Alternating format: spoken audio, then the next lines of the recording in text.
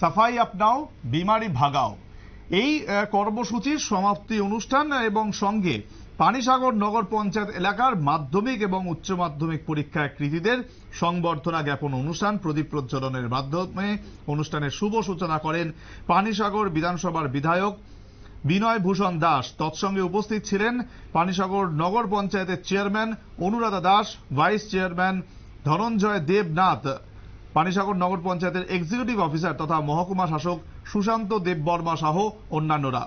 কি বলেছেন তারা শুনুন। বাড়িঘর আলনার কাপড় টাপড় সব মুছে পরিষ্কার করে ধুয়ে রাখেন, স্বাভাবিক এটা, যাতে এই নোংরা কোনো কিছু রান্নার ওয়েস্টেজ থেকে শুরু করে একটু আগে বলা হয়েছে, ম্যাডাম বলেছেন সুন্দর করে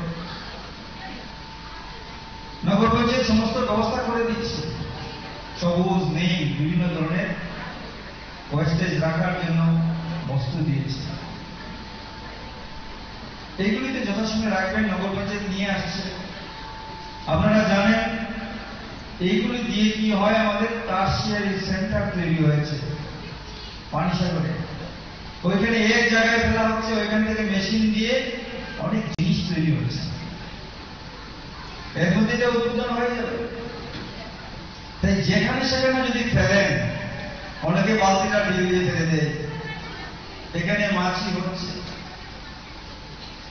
নোংরা হচ্ছে, ওইখান থেকে মশা মাছি উৎপত্তি হচ্ছে, জীবাণু ছড়িয়ে পড়ছে, আমরা জানি না কিভাবে সেগুলি আমাদের ক্ষতি করছে, ঘরে প্রবেশ করছে, বিছানায় প্রবেশ করছে।